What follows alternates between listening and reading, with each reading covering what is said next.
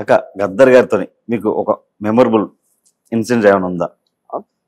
Memorable అంటే చాలా ఉన్నాయి. ఏదన్నా ఒకటి గుర్తుండిపోయేది ఆయనతో మీకు? గుర్తుండిపోయేది చాలా ఉన్నాయి. అంటే ఏది అని చెప్పలేను. నా పిహెచ్డి పట్టా వచ్చినప్పుడు చాలా హ్యాపీ ఫీల్ అయ్యారు. సో పట్టా తీసుకున్న తర్వాత నాన్నగారితో ఫోటో దిగితే తన కళ్ళ నిండా నీళ్ళు చూసి చాలా అంటే ఆనందం వేసింది. మొండిదానివి సాధించినవు అని అన్నారు. సో అది చాలా ఇది.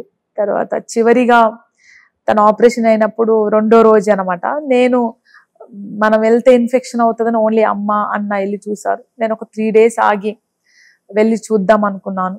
సో నాన్న చనిపోయి 6వ తారీఖు ముందు 5th రోజు నేనే 11 o'clock మా కజన్ బ్రదర్ కాల్ చేసి అడిగాను అనమాట, ఎలా ఉన్నారు నాన్న అంటే, నువ్వు మార్నింగ్ రా, నాన్న నిన్ను అడిగాడు, నన్ను పిప్పుల్ అని పిలుస్తాను అనమాట, పిప్పుల్ రాలేదా అని అడిగాడు, నేను వచ్చింది, నువ్వు పడుకున్నావు అంటే నన్ను లేపాల్సింది, నేను చూసేదాన్ని కదా అన్నాడంట. అది చాలా నాకు మనసుకు బాధ వేసింది. వేసి నేను ఇమ్మీడియట్ గా రెడీ అయిపోయాను. సో అప్పటికే మాకు అర్థమైంది that he will last stages లో ఉన్నారు. మాట్లాడలేదక్క? నేను మాట్లాడలేదు. చివరి చూపు చూసారా? చివరి చూపు చూసానంట, ఆక్సిజన్ పెట్టి ఉండి చూసాను. సో నైట్ చివరిగా అదే మాట్లాడిన మాటలు అదేనంట. ఆయన మీరంటే చాలా ఇష్టమా? నేనంటే ఆడపిల్లలంటే చాలా ఇష్టం అతనికి. అందులో చిన్న కూతురు నేనే ఇంకా బాగా. నాకు కూడా ఎక్కువ ట్రావెలింగ్ మీరే ఉండేవాళ్ళ గద్దర్ గారితో? అంటే ట్రావెలింగ్ మేము చాలా తక్కువ చేసాము, చనువు ఎక్కువ ఉండేది అనమాట.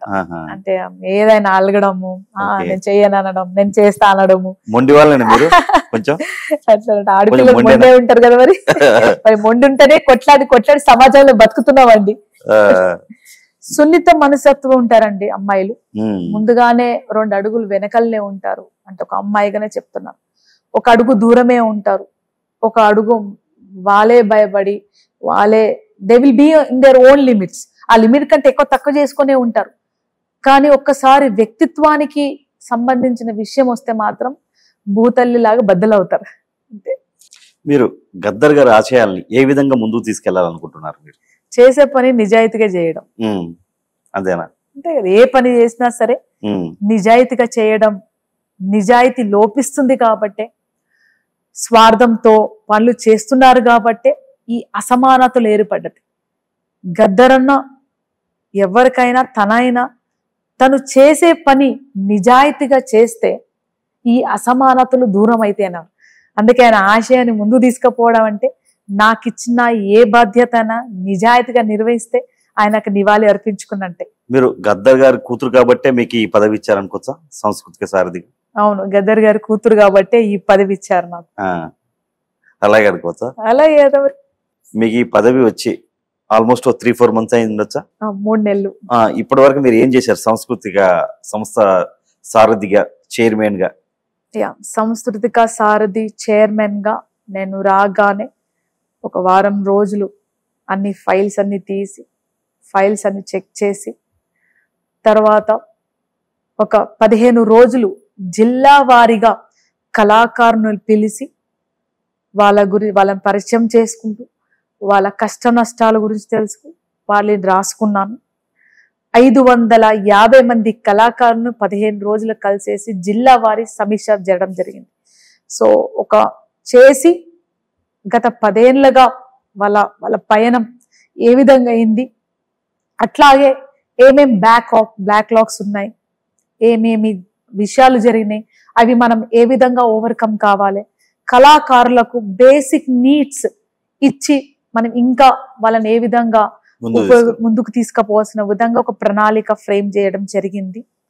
సో ఆ బేసిక్ నీడ్స్ కోసమే మనం ప్రభుత్వానికి రిప్రజెంటేషన్ పెట్టాం.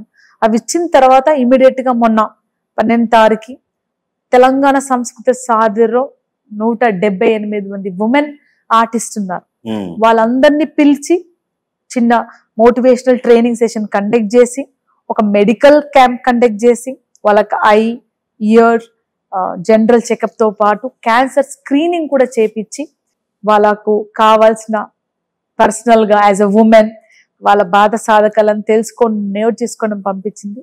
నెక్స్ట్ రానున్న టైంలో వాళ్ళకి కావాల్సిన బేసిక్ నీడ్స్ పరికరాలు అంటే ఒక మైక్ సిస్టమ్ లేదండి 10 ఏళ్ల నుంచి ఇక్కడ అంటే కళాకారులు 500 మంది కళాకారులు పోయి పాటలు పాడతారండి. వాళ్ళకి మైక్ లేకుంటే ఏం పాటలు పాడతారండి? మనం 3-4 గంటలు పాడాలి. బేసిక్ ఒక మైక్ లేకుండా పాపం వాళ్ళు పాడుతున్నారంటే ఇప్పుడు చెప్పండి డిఫరెన్స్ మీరు ఇందాక అడిగినట్టు. సో దానికోసం అంటే ఆ మైకులు కొనిద్దామంటే కూడా మన దగ్గర డబ్బులు లేవు. మాకు మనసు ఉంది కానీ డబ్బులు లేరు మీరు ఇందాక చెప్పినట్టు.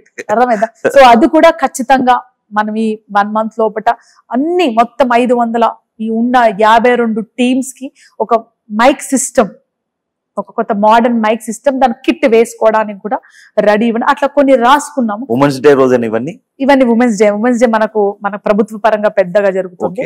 సో ఇవి సపరేట్ ఇస్తాం అనమాట మైక్స్. అట్లా వివిధ బేసిక్ నీడ్స్ అవసరాలతో పాటు వాళ్ళ నెల జీతం రావడానికి ఒక medical insurance, medical health card, అలా వాళ్ళకు బేసిక్ గా వాళ్ళ సంక్షేమం చూస్తూ పాటు ఈ ట్రైనింగ్ సెషన్స్ ఇవ్వడానికి మేము ప్రణాళిక వేసుకున్నాం.